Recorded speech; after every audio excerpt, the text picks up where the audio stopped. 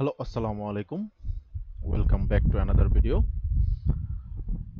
তো আশা করি সবাই ভালো আছেন। আমিও ভালো আছি, আলহামদুলিল্লাহ। আজকে আপনাদের সাথে বিবিএ, এমবিএ এবং বিএসএস ৫ কোর্সের যে ব্যষ্টিক অর্থনীতি আছে, এই ব্যষ্টিক অর্থনীতির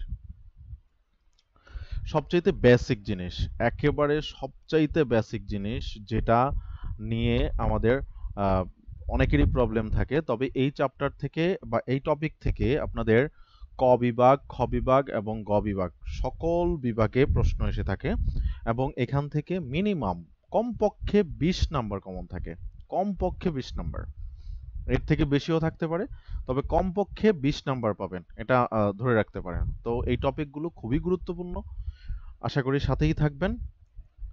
তো এর মাঝখানে বলে রাখা ভালো, আমরা হচ্ছে পহেলা জুলাইতে একটা কোর্স লঞ্চ করতেছি। সেটা হচ্ছে আপনাদের ব্যষ্টিক অর্থনীতির কোর্স ফি হবে ১,০০০ টাকা। তো যারা যারা এনরোল করতে চান অবশ্যই যোগাযোগ করবেন পেজের নাম্বারে, পেজের মেসেজ করবেন অথবা আমাদের এই নাম্বারে যোগাযোগ করবেন। নাম্বারটা হলো 01600240033। এই নাম্বারে যোগাযোগ করবেন। আবার চাইলে কেউ হোয়াটসঅ্যাপেও মেসেজ করতে পারেন। তাহলে আমরা হচ্ছে গ্রুপে, সিক্রেট গ্রুপে অ্যাড করে দিব। সেখান থেকে আপনারা লাইভে ক্লাস করতে পারবেন। ক্লাসগুলো হবে ফেসবুক লাইভের মাধ্যমে এবং আপনাদের সরাসরি আপনাদের কমেন্টের মাধ্যমে আমরা প্রশ্নের উত্তর নিব। কে কি কোন টপিক বুঝতেছেন নাকি না বুঝতেছেন সেগুলো নিয়ে আমরা আলোচনা করব। তো চলুন আজকের টপিকগুলো শুরু করা যাক। তো প্রথমে আমরা আলোচনা করি হচ্ছে চাহিদা নিয়ে। তো আমরা সাধারণত মার্কেট কল্পনা করি। ধরেন যে একটা বাজার, একটা বাজার বাজার এই বাজারে, বাজার হতে হলে অবশ্যই দুইটা পক্ষ লাগবে। দুইটা পক্ষ হচ্ছে ক্রেতা আর এটা হলো বিক্রেতা। এগুলো তো আমাদের একদম বেসিক জিনিস যে একটা বাজার হতে হলে অবশ্যই সেখানে ক্রেতা থাকতে হবে এবং বিক্রেতা থাকতে হবে এবং একটা পণ্য কি করতে হবে, দুইজনের মধ্যে আদান প্রদান হতে হবে। ক্রেতা বিক্রেতার কাছ থেকে ক্রয় করবে এবং বিক্রেতাকে অর্থ প্রদান করবে বা বিনিময় করবে, যাই করুক না কেন। ক্রেতা কখন ক্রয় করবে? যখন তার এটার অভাব অনুভূত হবে। ক্রেতার ক্ষেত্রে অভাব অনুভূত হলে সে বিক্রেতার কাছ থেকে গিয়ে এই পণ্যটা ক্রয় করবে। ধরুন যে আমরা একটা কমন জিনিস যেমন হচ্ছে চাল। তো বিক্রেতার কাছ থেকে ক্রেতা চাল কখন ক্রয় করবে? ক্রেতা চাল ক্রয় করবে যখন তার এই চালের অভাব দেখা দেবে, যখন সে ফিল করবে যে আমার চাল দরকার। আর এটাকে বলা হয় আকাঙ্ক্ষা। আকাঙ্ক্ষা। এরপরে হচ্ছে এই আকাঙ্ক্ষাটা যখন হবে তখন সে চিন্তা করবে যে আমার কি চাল কেনার সামর্থ্য আছে কিনা, সামর্থ্য আছে কিনা। আবার চাল কেনার সামর্থ্য থাকার পরেও এরপরে হচ্ছে আপনার ওই চাল কিনতে গেলে যেই পরিমাণের অর্থ লাগবে, সামর্থ্য আছে এবং সেই পরিমাণে অর্থ লাগবে, সেই পরিমাণের অর্থটা কি আপনি ব্যয় করতে চান কিনা। তার মানে হচ্ছে অর্থ ব্যয় করার ইচ্ছা আছে কিনা। অর্থ ব্যয় করার ইচ্ছা, অর্থ ব্যয় করার ইচ্ছা আছে কিনা। তো তখনই আপনি একটা পণ্য কিনতে পারবেন এটা এবং সেটা ভোগ করতে পারবেন। তাহলে এই যে তিনটা শর্ত যেখানে মিলে যাচ্ছে একজন ক্রেতার, সেটাই হবে একজন ক্রেতার বা একটা পণ্যের চাহিদা। তাহলে আমরা এখান থেকে কি পাইলাম? যে অর্থনীতিতে চাহিদা হতে হলে অবশ্যই এই তিনটা শর্ত পূরণ করতে হবে বা তিনটা বৈশিষ্ট্য পূরণ করতে হবে। আর সাধারণত যদি আমরা চাহিদা বলি তাহলে কি হবে? কোনো কিছু পাওয়ার আকাঙ্ক্ষাকেই চাহিদা বলা হবে। কোনো কিছু পাওয়ার পাওয়ার আকাঙ্ক্ষাকেই খাকে চাহিদা বলে বলে এটা হচ্ছে একেবারে সাধারণভাবে যদি আমরা বলে থাকি তাহলে কোনো কিছু পাওয়ার আকাঙ্ক্ষা কি হচ্ছে চাহিদা বলবে। আর অর্থনীতিতে চাহিদা হওয়ার জন্য অবশ্যই এই তিনটা শর্ত পূরণ করতে হবে। একটা হচ্ছে আকাঙ্ক্ষা বা দ্রব্য ক্রয় করার ইচ্ছা, আরেকটা হচ্ছে সামর্থ্য, আপনার ওই দ্রব্যটা ক্রয় করার সামর্থ্য থাকতে হবে, এবং অর্থ ব্যয় করার ইচ্ছা। আপনার সামর্থ্য আছে কিন্তু অর্থ ব্যয় করার ইচ্ছা নাই, তাহলেও কি হবে না, ওটার চাহিদা হবে না। আশা করি সবাই বুঝতে পেরেছেন। তো এবার আমরা দেখি এটা সংজ্ঞা আকারে কিভাবে লেখা যায়। চাহিদা এবং যোগান এই দুইটা বিষয় সবচাইতে বেশি নির্ভর করে হচ্ছে দ্রব্যের দামের উপরে, দ্রব্যের নিজস্ব দামের উপরে, নিজস্ব দাম, দ্রব্যের নিজস্ব দামের উপরে হচ্ছে আপনার এই চাহিদাটা বেশি নির্ভর করে, কারণ আমরা দাম অনুযায়ী হচ্ছে চাহিদাকে ক্যালকুলেশন করে থাকি যে, আর দামের সাথে চাহিদার সম্পর্কটা হচ্ছে বিপরীত। দামের সাথে সাথে চাহিদার সম্পর্ক হচ্ছে বিপরীত। অর্থাৎ দাম বাড়লে চাহিদা হ্রাস পাবে, দাম বাড়লে চাহিদা কমে, এবং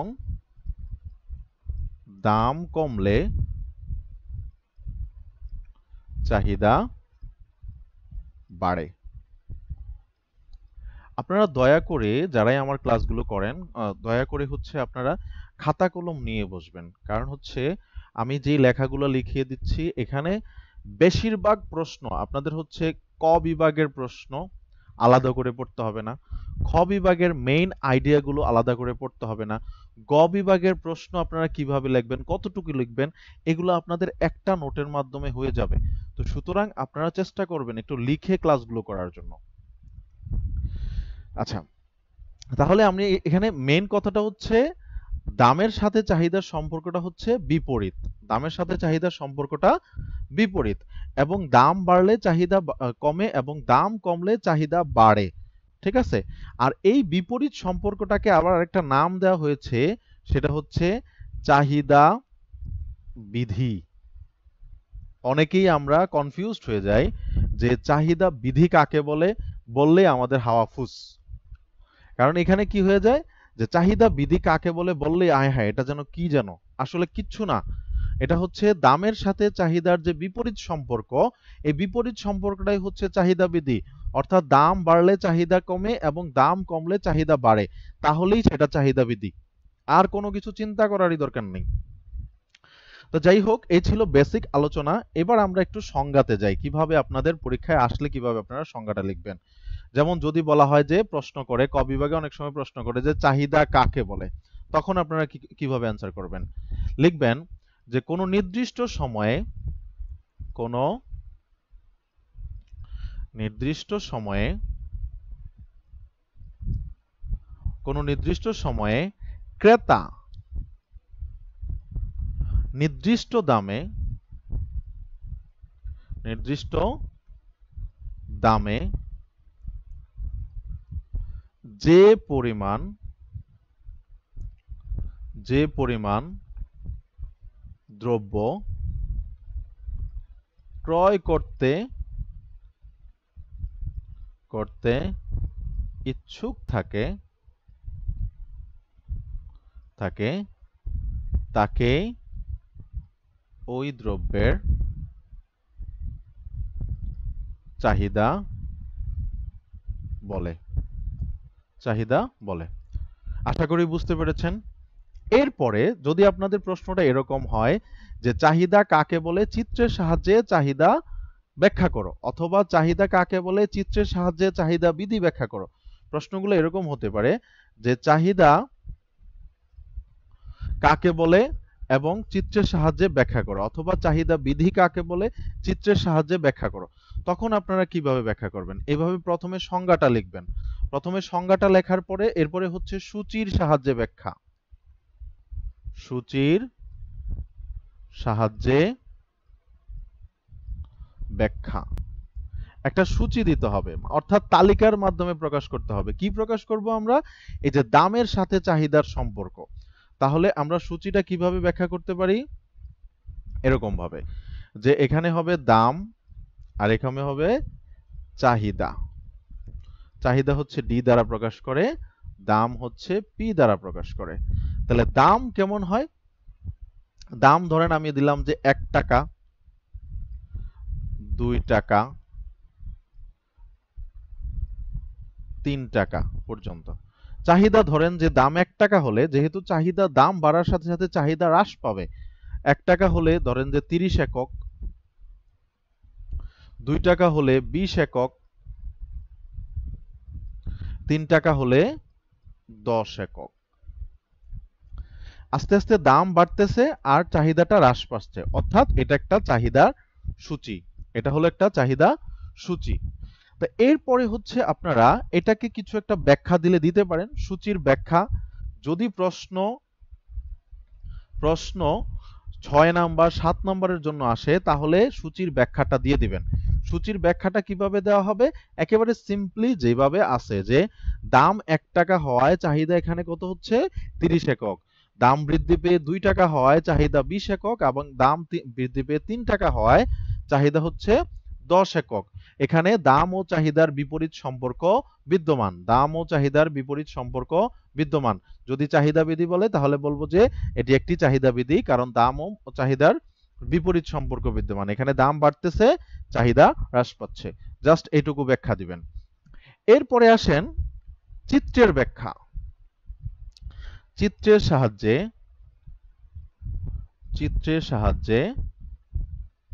ব্যাখ্যা।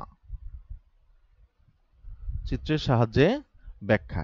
এই যেই সূচিটা আমরা এঁকেছি এই সূচিটা থেকেই চিত্র আঁকবো। তো আমরা জানি চিত্র আঁকার জন্য প্রথমে আমাদের কি লাগে? একটা ভূমি অক্ষ লাগে আর একটা হচ্ছে লম্ব অক্ষ লাগে। একটা ভূমি অক্ষ এবং একটা লম্ব অক্ষ। একটা ভূমি অক্ষ লাগবে, একটা লম্ব অক্ষ লাগবে। এখানে মূল বিন্দু লম্ব অক্ষে হচ্ছে দাম হবে। সবসময় লম্ব অক্ষে চাহিদা এবং যোগানের ক্ষেত্রে লম্ব অক্ষে দাম নেবেন, এবং ভূমি অক্ষে হবে হচ্ছে চাহিদার পরিমাণ। চাহিদার পরিমাণ। ভূমি অক্ষে চাহিদার পরিমাণ এবং লম্ব অক্ষে দাম নির্দেশিত।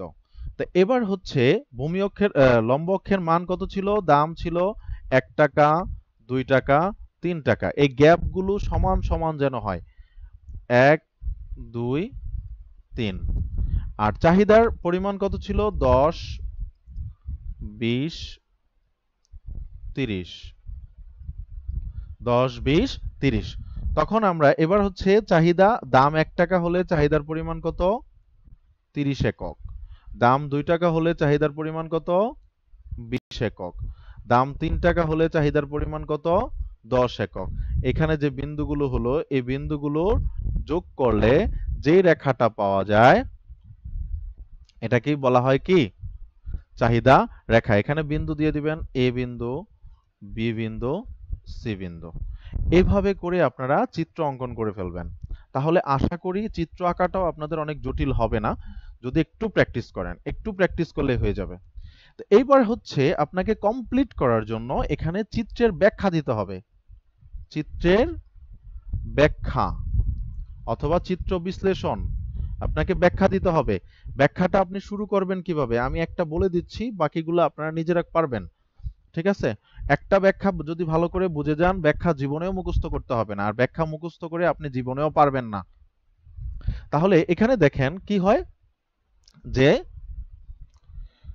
চিত্রের ব্যাখ্যার মধ্যে প্রথমে আমরা দিব হচ্ছে ভূমি অক্ষে কি নিয়েছি এবং লম্ব অক্ষে কি নিয়েছি। তাহলে উপরের চিত্রে ভূমি অক্ষে চাহিদার পরিমাণ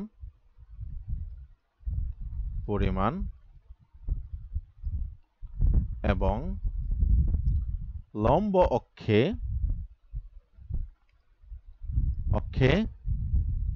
দাম নির্দেশিত।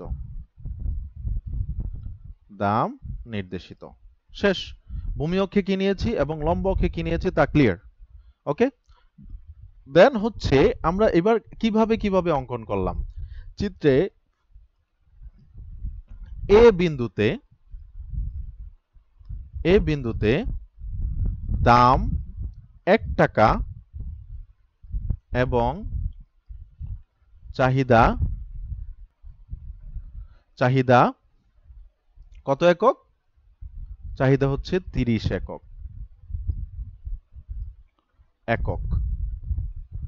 ঠিক আছে? এরপরে লিখবো হচ্ছে দাম বৃদ্ধি পেয়ে কত টাকা হইছে? 2 টাকা এবং 3 টাকা হওয়ায়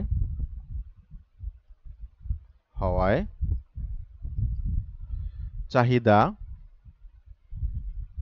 হ্রাস পেয়ে কত হয়? 20 ও 10 একক,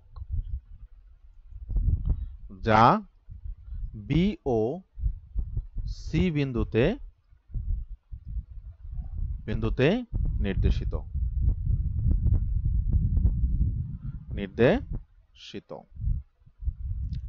তাই এবার হচ্ছে আমরা একেবারে শর্টকাটে চলে যাই যে এ কমা বি কমা সি বিন্দুগুলো যোগ করে যে রেখাটি পাওয়া যায়, যে ডি ডি প্রাইম রেখাটি পাওয়া যায়,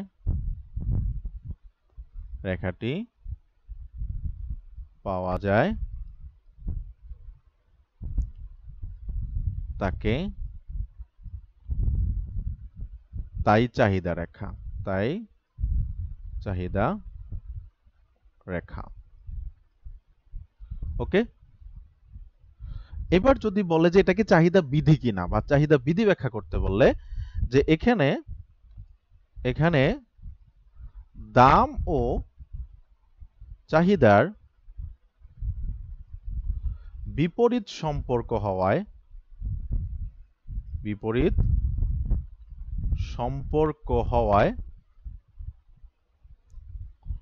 হওয়ায় রেখাটি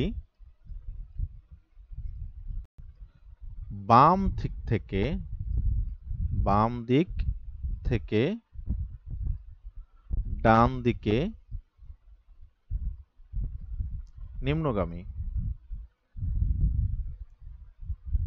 নিম্নগামী। তাই